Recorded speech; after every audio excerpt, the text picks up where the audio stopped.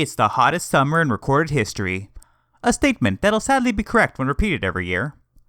Team Fortress 2's Summer 2025 update is now live, so let's get summarizing. On July 24th, the update released. The main menu was updated to feature the red and blue grill from previous summer events. The in-game newsfeed was updated to inform players of the update, highlight its contents, and indicate the summer event's ending date. A new cosmetic case was added to the game, containing 23 new community-created cosmetics. 14 new community-made unusual effects were added to the game. An equal split of 7 for hats and 7 for taunts. For the duration of the summer event, all unusuals obtained from cases have these new effects. 4 new community-made taunts were added to the game. They can be obtained through direct purchase from the Mannhole store. 10 new community-made maps were added to the game. The maps are Citadel, a single-stage payload map set in an old village on an island with cobblestone buildings and a massive church. The payload cart is a tank with the unique property of being able to build engineer buildings on its roof. After pushing the cart to the end of the track, the blue team must capture a control point to win. Blue winning the round causes this massive lightning rod to fall with a cool animation. Let's watch.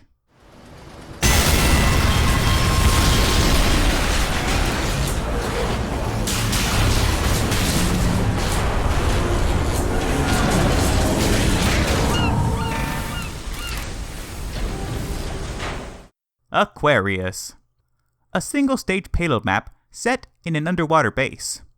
Inexplicably, being submerged in water grants players a movement speed boost and immunity to drowning. The payload cart is a torpedo that must be escorted through 2 underwater sections in order to be fed to a giant shark at the end of the track. The shark explodes, causing the glass ceiling to break.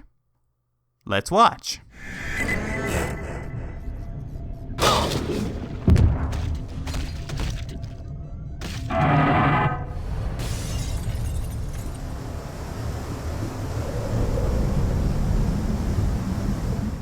Fulgur, a single-stage 3-control point attack-defend map set in a spy tech facility on a mountain in a jungle. This map looks nice and is refreshingly gimmick-free. Cargo, a single-stage 2-control point attack-defend map set on a cargo ship at sea. The sky sure is something. Check out this secret room. Whoa, it is bloody in here. Conifer, a single-stage 2-control point attack-defend map canonically set in the wilderness of Canada, making it automatically pretty cool. The second control point is a reference to the funicular lift from Half-Life 1. Additionally, the Black Moose logo on the loading screen photos and the white jeeps on the map is a reference to Black Mesa. Note, I can say these things definitively because I asked the map maker. Me doing so is literally the reason why the trivia exists on the TF2 wiki. I was the one who edited it and placed it there. Boardwalk, a non-Halloween port of the map Laughter. It's a King of the Hill map set in an amusement park on a pier. All the seagulls can be shot and they explode into a mist of blood and feathers. Kind of morbid, not gonna lie. This triple mirror that uses the Source Engine's camera tech is quite fun to play with. Blowout, a King of the Hill map set on an oil rig. Capturing the control point causes the blowout preventer in the middle to shoot out a puff of oil, giving nearby players the cover and gas effect from the gas passer. When the round is won, the drilling derrick on the point breaks and causes an explosion and oil to spew into the air. Let's watch.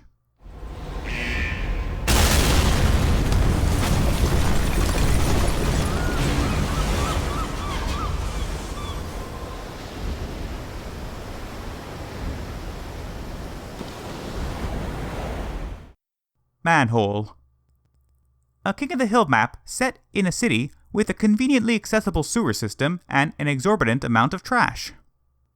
The flaming barrels scattered around ignite sniper arrows. This map contains a lot of references, many of which are rat-themed. Right here is an example of one such reference. And here's another one. Weird. Gee, I wonder what this could be referencing. Demolition. Another King of the Hill map set on an oil rig.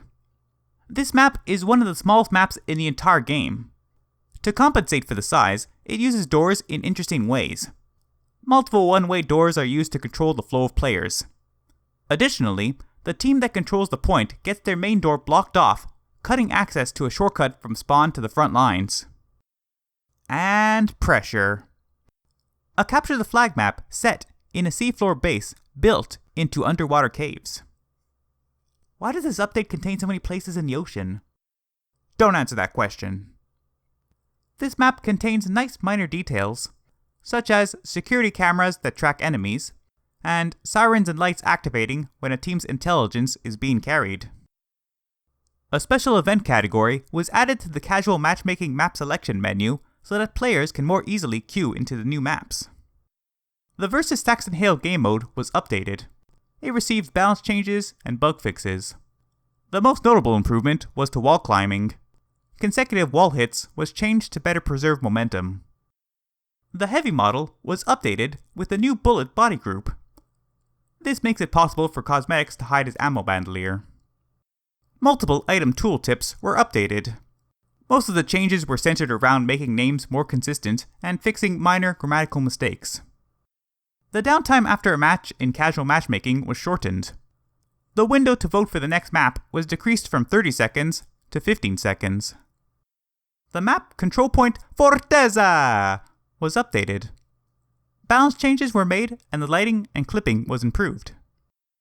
New tournament medals were added to the game. The update also contains more miscellaneous fixes and small improvements. A second update to the game released on July 25th.